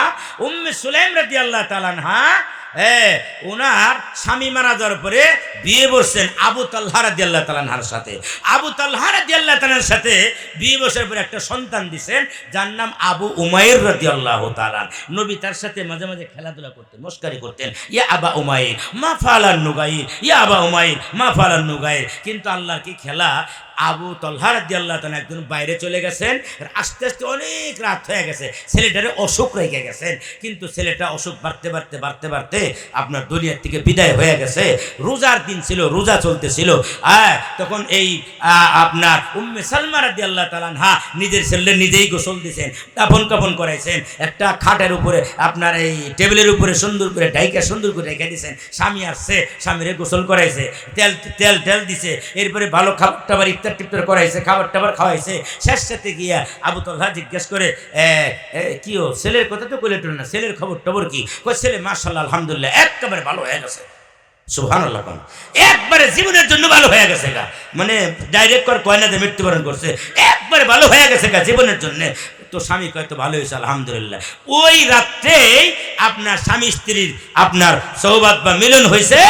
তারপরে সকালবেলায় আপনার সারা রাত স্বামীরে কোনো প্রেশানি করে নাই। সকালবেলায় কে কয়, স্বামী গো আমি একটা কথা কমু আপনারে, শুনবেন? কয় কি? কয় আচ্ছা কেউ যদি কোনো জিনিস আপনার কাছে আমানত দেয়, যেটা রাখেন, আবার কয়দিন পরে যদি কয় যে আমারটা আমার ফেরত দিয়ে দেন, এটা দোয়া ভালো না রাইখে দোয়া ভালো? কয় না দিতে হবে, দোয়াটাই তো ভালো। কয় আল্লাহ যদি কারো আমানত দেয়, আল্লাহ যদি ফেরত চায়, কয় দেওয়া ভালো। কয় আল্লাহর আমানত আল্লাহ নিয়ে গেছে, বলেন আলহামদুলিল্লাহ। কয় তার মানে স্বামীর হাত ধরে নিয়ে আপনার খাটের কাছে নিয়ে গেছে, চাদরটা সরাই দিয়া বোতল হারা দিয়ে আল্লাহ তারা ঢাক কাঁদে, বিবি রে সারাটা রাত গেল তুই আমার ছেলের কথা বললি না, কেন বললি না? কয় এই জন্য বললাম না যদি আপনার কোনো কষ্ট হয় রোজা রাখা অবস্থায়, এই জন্য বলি নাই। তাফসীরের কিতাবের ভিতরে হাদিসের ব্যাখ্যার ভিতরে লেখে, ওই যে রাত্রিবেলায় ধৈর্য ধারণ করেছে আল্লাহ রাব্বুল আলামিন, ওই রাত্রেই তাদের আর একটা সন্তান গর্ভে দান করেছেন, নাম হলো আব্দুল্লাহ ইবনে আবি তালহা রাদিয়াল্লাহু তাআলা। ওই আব্দুল্লাহ ইবনে আবি তালহার বংশ থেকে আল্লাহ পাক 9 জন সন্তান দিয়েছেন। 9 জন সন্তানকেই মহান আল্লাহ কোরআনের হাফেজ বানাইছে। ধৈর্য ধরছে কিন্তু আল্লাহ কোরআনের হাফেজ বানায়া দিছে। এজন্য মেরাজের রাত্রিতে আল্লাহর নবী গিয়া আপনার সপ্তম আকাশে গিয়া ইব্রাহিম পয়গম্বরের সাথে দেখা। ইব্রাহিম পয়গম্বর দেখেন আপনার ডান দিকে লক্ষ লক্ষ কোটি কোটি ছোট ছোট বাচ্চারা খেলাধুলা করে, বাম দিকে লক্ষ লক্ষ কোটি কোটি বাচ্চারা খেলাধুলা করে। ডান দিকে যখন ইব্রাহিম খলিলুল্লাহ তাকায়, মুখটা হাসিতে ভরে যায়, বাম দিকে তাকালে চেহারাটা কালো হয়ে যায়। জিবরাইল আমিন বললেন, ওগো নবীজি চিনেননি? কয় না চিনি না, নাম ইব্রাহিম খলিল। ডানে যখন তাকায়, এই যে যারা ডান পাশের ছেলে মেয়েগুলো দেখতেছেন, এগুলো হলো মুমিন বান্দা বান্দির মুসলমানদের ছোট ছোট সন্তান। ইব্রাহিম পয়গম্বরকে আল্লাহ রেফারি বানাইছে, খেলার রেফারি, আনন্দ দিয়ে তাদেরকে রাখতেছে। কিয়ামতের ময়দান যেদিন কায়েম হবে, যদি বাপ মা ধৈর্য ধারণ করতে পারে, দুধের বাচ্চা যখন কিয়ামতের ময়দানে মা মা মা করে চিৎকার মারা যখন আরম্ভ করে দিবে, বিভিন্ন মহিলাকে আল্লাহ আনবেন তারে দুধ খাওয়ানোর জন্য। কোনো মহিলার দুধের ভিতরে আপনার বাচ্চা আপনার মামা করে কানবে, মুখ লাগাবে না, কোনো মহিলা মুখ লাগাবে না। সর্বশেষ তার মাকে যখন আনা হবে, মাকে দেখে দুধের বাচ্চা চিনে ফেলাইব, ছোট্টকালে যে মারা গেছে, লাভ দিয়ে গিয়া মার দুধের ভিতরে লেগে গিয়া কইব, মা গো এতদিন কইছিলা তোমার আদর মায়া মহব্বত আমার দেও নাই। এবার মা যদি জাহান্নামী হয়, হাদিস শরীফে আসছে, মাকে যখন জাহান্নামের দিকে নিয়ে যাবে, ওই সন্তানটা দুধের বাচ্চা আরবি ভাষায় কথা বলবে, আর বলবে, আল্লাহ আমার মারে ওরা কই লইয়া যায়, মা যেখানে যাবে আমি সেখানেই যাব, মারে ছাড়া আমি থাকতে পারবো না, আমার আম্মারে আমার কাছে দিয়ে দেন, আমি মার আদর ভালোবাসা পাই নাই। ফেরেশতারা বলবে, না তুমি তো মাসুম, তোমার কোনো গুনাহ নাই, তোমার মা গুনাহগার, জাহান্নামে যাবে। সন্তান বলবে, জাহান্নামে গেল মার বুকে লাইগা থাকবো, মারে ছাড়বো না, যেখানেই থাকবো সেখানেই মার সাথে থাকবো, মাকে ছাড়বো না। তখন আপনার আল্লাহ বলবেন, ফেরেশতারা রে, ওই মার চোখের পানি আর সন্তানের দুধের বাচ্চার চোখের পানি, ওই যে ধৈর্য ধারণ করেছে মা সন্তান মারা যাওয়ার কারণে, আমি আল্লাহ ধৈর্য ধারণ করার কারণে, এই নাবালেক সন্তানের কারণে এই বাপ মাকে আমি আল্লাহ জান্নাতি বানায়া দিলাম। আমাদের অবস্থা তো খারাপ। আমাদের অবস্থা হইল, সন্তান যদি মারা যায়, আমাদের মহিলারা আল্লাহর কাছে বিচার দেয়, আল্লাহ আর সারা গ্রামে কারো ফাইলার না, আমার দেশ হয়ে দেখলে জোরে কোন কথা ঠিক না বে ঠিক কোন? আপনাদের তো কষ্ট হয়ে যেতেছে। এক প্রধান বক্তারা আপনারা একটু আগে উঠান দরকার ছিল। প্রধান বক্তা 2 ঘন্টা বয়ান শুনতে হয়। আমার নিয়ম হলো আমি প্রথম 1 ঘন্টা আলোচনা করি, কোরআন সুন্নাহর শেষের দিকে গিয়ে আপনার কান্নাকাটি করি, যেন মুসলমানরা আপনার কান্নাকাটি করতে করতে গুনাহ মাফ করে বাড়িতে যেতে পারে। তো হুজুর তো এসে আগে থেকে খুশান শুরু করে দিচ্ছে। তো এই প্রধান বিশেষ বক্তারা দিলেন 3 নম্বর বক্তারা দিলেন 1.5 ঘন্টা, আর 2 নম্বর বক্তা দিলেন 2 ঘন্টা, আর প্রধান বক্তারা 1 ঘন্টা ধরে লেগে দেওয়ার কি দরকার ছিল? ওনাদের দিলি ভালো তো আগে থেকে, হেগুলো কমাই দিতে পারলেন না? দাঁড়ান দাঁড়ান, হেগুলো কমাই দিতে পারলেন না? না, আমার কথা পরিষ্কার। আপনারা কি আমার কথা বুঝছেন? হ্যাঁ, কারা কারা বুঝছেন? হাত উঠান, হাত উঠান, বুঝছেন কথাটা? প্রধান বক্তারে দাওয়াত দিয়ে জনগণ ওয়াজি শুনতে না পারে, আপনি আগের টাইট দিতে পারেন নাই? 3 নম্বর বক্তা দিয়ে 1/2 ঘন্টা, আর বিশেষ বক্তা দিয়ে 1 ঘন্টা। প্রধান বক্তায় 10টায় উঠে দিয়ে যাতে আমরা 2 ঘন্টা বসে শুনতে পারি। ওটা মাথায় ঢুকলো না কেন? কি কথা কন, কথা কন, কথা কন। আমি তো কেবল হিটের জায়গায় যাইতেছি, কেবল যাইতেছি, আর আমার ওয়াজ এক একটা ভিতরে বিন্দা যাইতেছে, ঢুকে দেবো, এটা মনে পড়বো এক একটা কথা বলার সময়, আরে হুজুর তো এই কথা বলছিল, এই কাজটা করা যাবে না, জোরে কোন কথা ঠিক না বেটে কোন। কিন্তু আমি তো গজল গাইতে পারি না,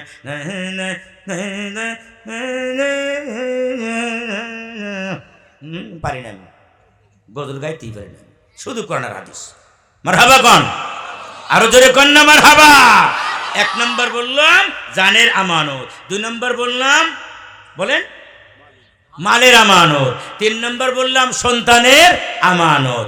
আমার টার্গেট ছিল মোটামুটি আল্লাহ পাক, আমি হাদিস থেকে দেখে আসছি 8টা আমানত সম্পর্কে আলোচনা করবো, 1.5 ঘন্টা টাইম লাগবে। তো 1 ঘন্টার আগে 55 মিনিট যখন হয়েছে হুজুর খোঁচান আরম্ভ করছে, কিন্তু আর সামনে যাওয়া যায় না। সবাই নামাজের হালাতে বসে বলেন আত্তাহিয়াতু, ইনশাআল্লাহ আত্তাহিয়াতু। আগামী বছর দাওয়াত দিবেন, যেই বক্তারে দাওয়াত দিবেন বক্তা কমাই দিবেন, 3 জন দরকার নেই, 2 জন বক্তা দিবেন। সভাপতিকে, আপনি সভাপতি এদিকে আসেন, আমার কাছে আসেন, মুসাফা করুন, আসেন মুসাফা করুন, আসেন আসেন, সভাপতি সব আসেন, আসেন, মাশাআল্লাহ মারহাবা কোন, আরো জোরে কোন, কোন ইনশাআল্লাহ। বক্তা 2 জন, 2 জন কোন, হ্যাঁ শুনছেন আপনারা? বক্তা কজনের কথা কইছে? 2 জন। 8টায় নামাজ হবে, হ্যাঁ হ্যাঁ 8টায় নামাজ হবে, 8টায় উঠে দেবেন একজন রে, 8টা 10টা পর্যন্ত, আর এক বক্তা 10টা 12টা পর্যন্ত। কথা ঠিক না? একটা বিষয় 1.5 ঘন্টা 2 ঘন্টা না হলে মাথায় ঢুকান যায় না, ঢুকান যায় না, এটা কথা ঠিক না? ঠিক কন। এই জন্য 3 জন না দিয়ে 2 জন দিলেই কি ভালোবেসে যারে পছন্দ করেন।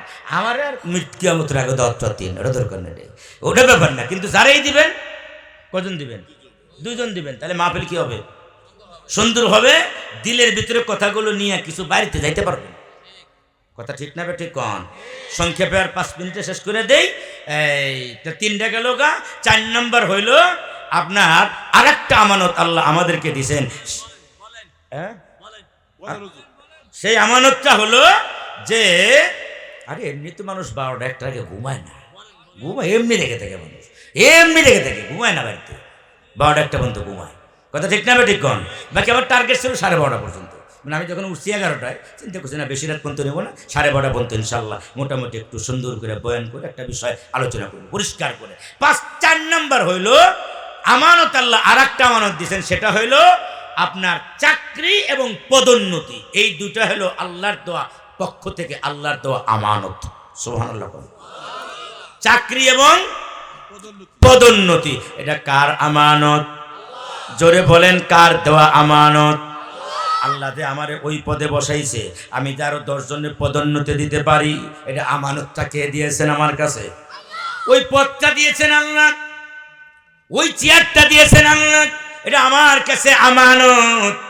কেউ যদি আমানতের খেয়ানত করে, আপনার ওই পদের আপনার আমানতের খেয়ানত করে, চেয়ারের খেয়ানত করে, যোগ্য না অযোগ্য, পরীক্ষায় পারে না, আপনার ভাইবাও পারে না, কোনোটাই পারে না, লিখতে পারে না।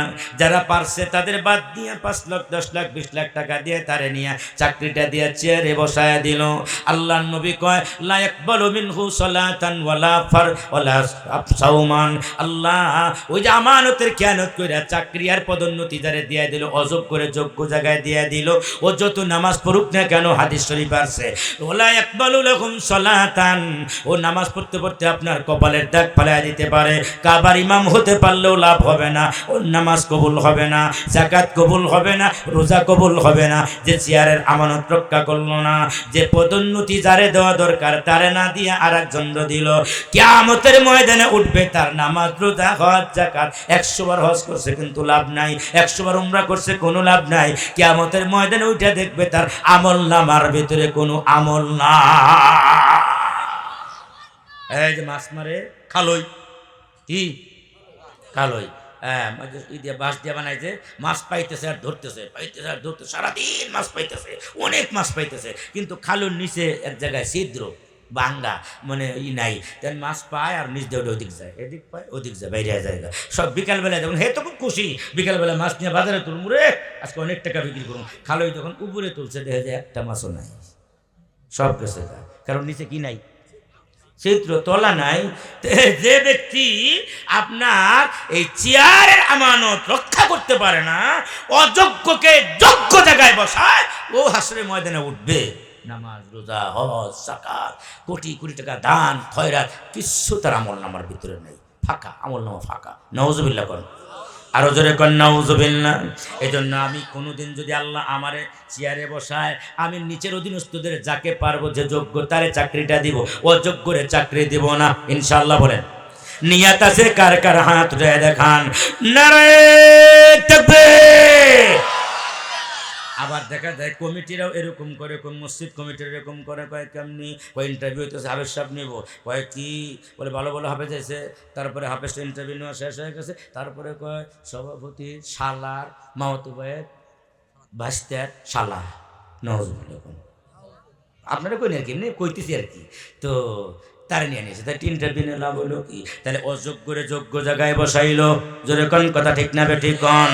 ওই সভাপতির নামাজ, রোজা, হজ, যাকাত কোনটাই আল্লাহর দরবারে কবুল হবে না, একবারে শর্টে পাতাইলে বাড়ি হয়ে গেল 5 নাম্বার। 6 নাম্বার হলো আল্লাহ কয় আর একটা জিনিস আমানত, সেটা হলো দেশের নেতৃত্ব হাতে আসাটা, এটা হলো আল্লাহর পক্ষ থেকে আমানত। আমানত কোন দেশের নেতৃত্ব পাওয়া, মেম্বার হওয়া, চেয়ারম্যান হওয়া, এমপি হওয়া, এগুলো হলো আল্লাহর পক্ষ থেকে একটা আমানত। যারে আল্লাহ আমানত দিয়েছে, আমানতের রক্ষা করবে, এদিক সেদিক এক চুলো করবে না, এটা হলো আল্লাহর দেওয়া আমানত। যেরকম কথা ঠিক না বে ঠিক কন? এই জন্য হযরত ওমর রাদিয়াল্লাহু তাআলা গভীর রজনীতে, ওমর রাদিয়াল্লাহু তাআলা একজন বুড়ি মহিলা, কানা কানা নড়াচড়া করতে পারে না, হাত অবশ হয়ে গেছে, লোলা। এই বুড়ি কানা লোলা মহিলা মদিনার পাশে বসবাস করে একটা ঝুপড়ি ঘরের ভিতরে। সে বিছনায় পেশাব পায়খানা করে, কানা পরিষ্কার পরিচ্ছন্ন করতে পারে না।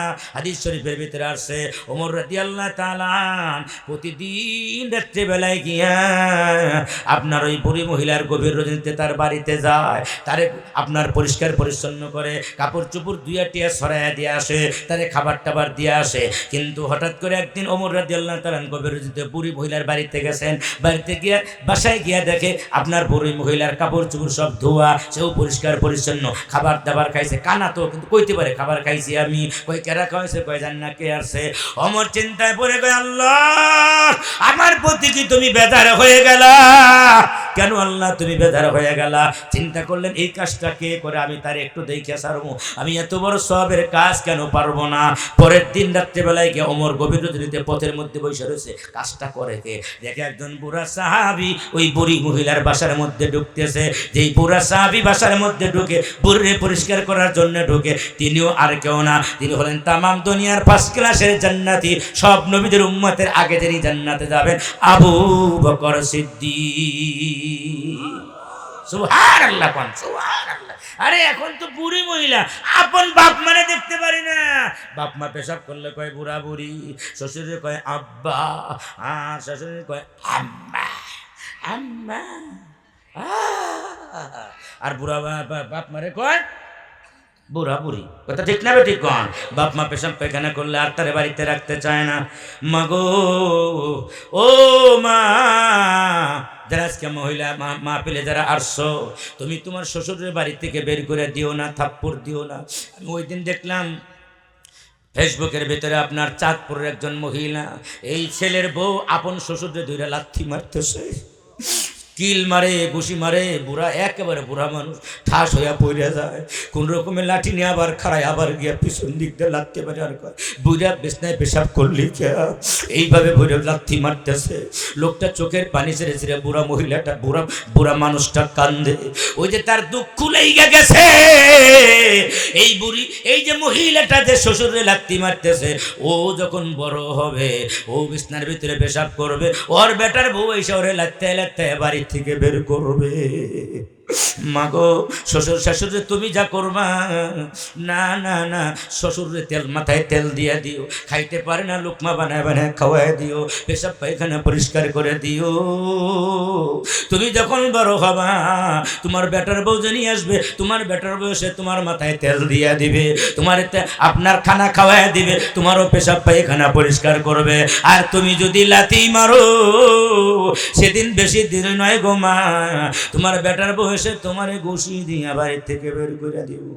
কামাতা দিনু তুদার, কিতাবে লেখে আমি আমার বাপ মার জন্য যা করব আমার সন্তান আমার জন্য তাই করবে। আপনি আপনার বাপ মাকে দেখবেন না, আপনি আশা করেন কিভাবে আপনি বড় হলে আপনার সন্তান আপনারে দেখবে? যেরকম কথা ঠিক না বেঠি? আজকে ওয়াদা করবেন, আজকের মনে ওয়াদা করবেন ইনশাআল্লাহ যতদিন বেঁচে আছি রক্ত বিক্রি করে বাপ মাকে খাওয়াবো, একসাথে খাবো। আমার বাপ মা তো আমাকে ফেলে দেয় নাই।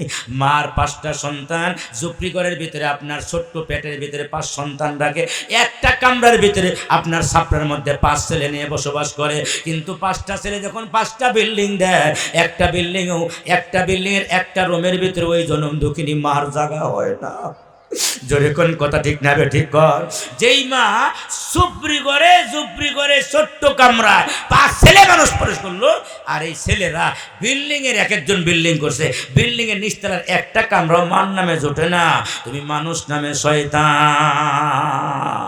তোমার জন্য জান্নাত না। বাপ মা কবরে গেলে আল্লাহ যদি খুশি হইয়া যায় তাই কয় আমিও খুশি, বাপ মা বেজার আল্লাহ কয় আমিও বেজার। জোরে কোন কথা ঠিক না বেটে কোন? এই জন্য শেষ পর্যায়ে চলে এসেছি। তাহলে কি বললাম? যে সেটা হইল সন্তানটাও আমাদের কাছে আমানত। তারপরে বললাম যে যার কাছে চাকরি এবং পদোন্নতি দেওয়ার ক্ষমতা আছে তার কাছে ওটা আমানত। তারপরে বললাম যে রাষ্ট্র ক্ষমতা যার হাতে যাবে সেটাও তার কাছে আমানত। একটা হাদিস, আল্লাহর আলী রাদিয়াল্লাহু তাআলা তখন খলিফা, নাম কি? আলী রাদিয়াল্লাহু তাআলা খলিফা। তার যুদ্ধের পোশাক মানে লৌহ বর্ম, যুদ্ধের পোশাক, তখনকার যুগে লোহার পোশাক পরতো যুদ্ধের ময়দানে যাওয়ার জন্য। এই যুদ্ধের পোশাক এক ইহুদি চুরি করে নিয়ে গেছে। উনি কিন্তু প্রেসিডেন্ট, কেরা? আলী রাদিয়াল্লাহু তাআলা। তার প্রেসিডেন্টের পোশাক চুরি করে নিয়ে গেছে। কি মনে করেন আপনি? একজন ইহুদি নিয়ে যাওয়ার পরে আলী রাদিয়াল্লাহু তাআলা তখনকার যুগের কাজী, প্রধান বিচারপতি কাজী সুরার কাছে কয়, বিচার দিলেন যে আমার যুদ্ধের পোশাক অমুক ইহুদির কাছে পাওয়া গেছে, তিনি চুরি করে নিয়ে গেছেন। এরপরে আপনার ডেট হয়ে গেল, ডেট অনুযায়ী বাদীও গেলেন, বিবাদীও গেলেন। আলী রাদিয়াল্লাহু তাআলা সাক্ষী হিসাবে 2 জনকে নিয়ে গেলেন, নিজের ছেলে হুসাইন রাদিয়াল্লাহু তাআলা, হাসান রাদিয়াল্লাহু তাআলা, আর হলো নিজের গোলাম কুম্বার রাদিয়াল্লাহু তাআলা, এই 2 জনকে নিয়ে গেলেন। দেখেন, এই যে একটু তাকান তখনকার যুগে রাষ্ট্র অবস্থা কি ছিল দেখেন। প্রেসিডেন্ট মামলা দিছেন একটা চোরের নামে, কাজী প্রধান বিচারপতি তখন আলী রাদিয়াল্লাহু তাআলাকে বললেন যে আপনি বাদশা হতে পারেন, কিন্তু এই চেয়ারটা আমার, আমি প্রধান বিচারপতি, আমি আল্লাহর কোরআন হাদিস সামনে রেখে বিচার করব। আপনার ছেলের সাক্ষী বাপের জন্য এটা গ্রহণযোগ্য না ইসলামে। আপনি ছেলে নিয়ে আসছেন কেন? আমার ছেলে তো সাধারণ ছেলে না, আমার ছেলে হলো জান্নাতের যুবকদের সর্দার হবে। যুবকদের যে সর্দার হবে তারটা নিতে সমস্যা কি? ওটা তো আপনি জান্নাতের কথা কইতেছেন, আর আমরা দুনিয়ার বিচার করতেছি। আপনি প্রেসিডেন্ট হতে পারেন, আপনার রক্তচক্ষু দেখার আমার সময় নাই, আমি সঠিক বিচারই করব। ছেলের সাক্ষী গ্রহণ হবে না, আবার গোলামের সাক্ষী মালিকের জন্য এটাও গ্রহণ হবে না। এই জন্য আমি রায় দিয়ে দিলাম, ইহুদির পক্ষে রায় দিয়ে দিলাম। এটা ইহুদিরই আসলে মূলত ছিল আলী রাদিয়াল্লাহু তাআলা। ইহুদি তখন বাইরে মুস্কি মুস্কি হাসে বাইরে বের হয়ে গেছে। আলীর সামনে গিয়ে আলীরে জড়ায় ধরে কয়, ইসলাম কি এতই সুন্দর? আমি তো আসলে পরীক্ষা করার জন্য নিয়েছিলাম, দেখি ইসলামের মুসলমানের বা বিচারক দেখি আপনার বাদশারে ভয় পায় কিনা, তার পক্ষে রায় দেয় না, আমার পক্ষে রায় দেয়, কিন্তু সাক্ষী পেল না দেখে আমার পক্ষে রায় দিয়ে দিল। কি ব্যাপার? ইসলাম কি এত সত্য, এত সত্য, এত শান্তি দেয় সমাজে ইসলাম? আমি আর দেরি করব না, আপনার পোশাক আপনি ফেরত নিয়ে যান। আমি পড়ে লা ইলাহা ইল্লাল্লাহু মুহাম্মাদুর রাসূলুল্লাহ সাল্লাল্লাহু আলাইহি ওয়াসাল্লাম। যদি দেশে ইসলাম একবার ক্ষমতায় আসতো, চুরি ডাকাতি সন্ত্রাসী হাইজাকার হেরাহাজানি গুলাগুলি ছিনতাই এরপরে আপনার যত অঘটন আছে সব শেষ হয়ে যেত, একটাও থাকতো না। ইসলাম ক্ষমতায় আসতো, কারণ ইসলামের বিচার তো পরিষ্কার বিচার, ওরকম রক্তচক্ষু দেখে বিচার করে না। চিৎকার দিয়ে এখন কথা ঠিক না ঠিক বলে? আর ব্রিটিশদের যে আইন রেখে গেছে এই বিচার হলো যিনি প্রধানমন্ত্রী হইবেন, প্রধানমন্ত্রীর ছেলের বিচার করার ক্ষমতা, প্রধানমন্ত্রীর আন্ডারে যারা চাকরি করে বিচারপতি তাদের চৌদ্দ গোষ্ঠীর ক্ষমতা নাই। কি বলেন? কথা ঠিক না? আর জোরে কোন কথা ঠিক না? কিন্তু যদি ইসলামী হুকুমত হয় তাহলে যেই আপনার এই করুক, অন্যায় করুক, প্রধানমন্ত্রী হোক আর রাষ্ট্রপতি হোক, ইসলামের বিচারপতি ইসলামের পক্ষেই রায় দেবে। কার পক্ষে বিভক্ত বলে দেখার দরকার নাই। ওই দেশটা হয় জান্নাতের দেশ, ওই দেশটা হয়ে যায় সোনার দেশ। যেমন আফগানিস্তান এখন বর্তমানে এত আগাইতেছে, আপনারা আশ্চর্য হয়ে যাবেন যে কয়েক বছরের ভিতরে আমেরিকার চাইতেও আফগানিস্তানের টাকার মান বেশি বেড়ে যাবে। এটা আমেরিকা বলতেছে, যেভাবে আগাইতেছে তারা আমাদের চাইতে তাদের টাকার মান বেড়ে যাবে। সুবহানাল্লাহ। কোন দুর্নীতি নাই, দুর্নীতি পাইলেই হাত কেটে দেয়, দুর্নীতি পাইলেই আপনার এক চোর পাইলেই শেষ, ডাকাত পাইলেই শেষ। যদি কোনো যুবকরে পাওয়া যায় জেনা করছে তাহলে একবারে শেষ। হ্যাঁ, আবার যদি বিবাহিত পুরুষই হয় 180টা বেত্রাঘাত করা হয়, ঘুষ খাইছে বেত্রাঘাত করা হয়, সুদ খাইছে, মানে প্রত্যেকটা আইনের আপনার আছে। যার কারণে এখন সুদ ঘুষ দুর্নীতি একবার বন্ধ হয়ে গেছে। দেশ রাতারাতি বিদ্যুৎ গতিতে আগায় যেতেছে। সুবহানাল্লাহ। আরো জোরে কন্যা সুবহানাল্লাহ। সোনার দেশ কিসের সৌদি আরব, কিসের পৃথিবীর কোন দেশ? সারা পৃথিবীর চাইতে সবচাইতে শান্তির দেশ হলো আফগানিস্তান। সুবহানাল্লাহ। যেটাকে পশ্চিমারা আপনার জঙ্গি বলে হুজুর তুলছিল, হুজুর তুলে পৃথিবীর মানুষের ভুল বুঝাইছে এতদিন। এখন দেখে মুসলমানরা এবং তারা ইহুদি খ্রিস্টানরা করতেছে পৃথিবীর সবচাইতে শান্তির দেশ হলো আফগানিস্তান। সুবহানাল্লাহ। আরো জোরে কন্যা সুবহানাল্লাহ, আরো জোরে কন সুবহানাল্লাহ। এই জন্য আপনার যদি কোনো সময় আপনার কোনো দিনদার মানুষ, আল্লাহওয়ালা মানুষ, বুজুর্গ মানুষ, আলেম ওলামা যদি কোনো আপনার আসে বা করে, তাহলে তাদের হাতে আমানতটা গেলে আশা করা যায় সে আর ওই তানের গোমটা শুরু করবো না। কথা ঠিক না? ঠিক কন। তিন ওটা শুরু করে বাড়িতে পানির পুকুরের নিচে পাওয়া যাবে না। চিল্লায় কন। কথা ঠিক না? ঠিক কন। একটা টাকার আমানতের খেয়ানত যদি না হয়, এরকম মানুষ আল্লাহ পাক আমাদের দেশে দেশ পরিচালনা করার জন্য তৌফিক ক্ষমতা দান করেন। জবান খুলে কোন আমিন। যারা দুর্নীতি করেন তাদের জন্য আল্লাহ না নিয়ে আসেন, যারা দেশ আগায় নিতে পারবে আল্লাহ তাদেরকে যেন আমাদের দেশের ক্ষমতা দিয়ে দেন। আমরা যেন এক চোর খেদায়া ডাকাত না নিয়ে আসি করে। কথা ঠিক না? কন চোর গেছে ডাকাতে তো আরো মেরে যাবো।